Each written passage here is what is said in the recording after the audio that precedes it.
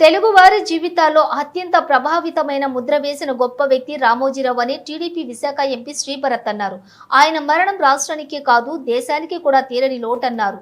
గురువారం విశాఖలోని సవేర ఫంక్షన్ హాల్లో రామోజీ గ్రూప్ సంస్థల పూర్వ ఉద్యోగుల ఆధ్వర్యంలో సంస్మరణ సభ నిర్వహించారు. ఈ సందర్భంగా విశాఖ ఎంపీ శ్రీభరత్ పార్టీ విశాఖ అధ్యక్షులు గండి బాబ్జీ మాట్లాడుతూ సమాజ హితం కోసం అనుక్షణం పనిచేసిన ఆయన కీర్తి అజరామరమని పేర్కొన్నారు. ఈనాడు గ్రూప్ సంస్థలు స్థాపించి వేల మందికి ఉపాధి కల్పించారన్నారు. మీడియా రంగంలోని రామోజీరావుది ప్రత్యేకమైన శకమని కొనియాడారు. ఎన్నో సవాళ్లను సమస్యలను అధిగమించి ఎక్కడ తల వంచకుండా విలువలతో సంస్థలను నడిపిన విధానం ప్రతి ఒక్కరికి ఆదర్శనీయమని పేర్కొన్నారు.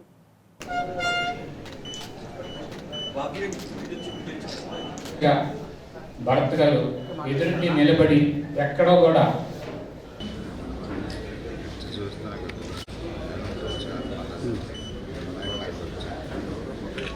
మీ అందరూ కూడా ఈనాడు పత్రికలో పనిచేస్తాం సార్.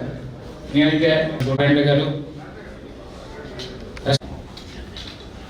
అందరికీ నమస్కారం అండి. ఇవాళ రామోజీరావు గారి మెమరీలో ఇక్కడ ఉత్తరాంధ్ర ఈనాడు గ్రూప్ పూర్వ ఉద్యోగులందరూ సంస్కరణ సభలో మమ్మల్ని ఆహ్వానించడం జరిగింది.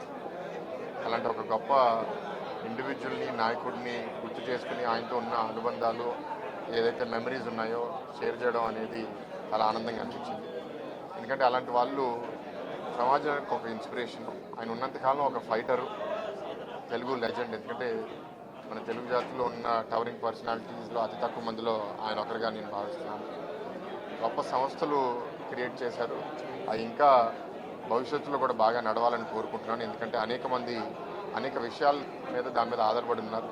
అది చిట్ ఫండ్ అవనివ్వండి, లేకపోతే న్యూస్ మీడియా అవనివ్వండి, లేకపోతే ఫిల్మ్ సిటీ అవనివ్వండి, అనేక సంస్థలు రామోజీరావు గారు సృష్టించారు. ఇవాళ ఆయన పిల్లలు, మనవరాళ్ళందరి మీద కూడా బాధ్యత ఉంది.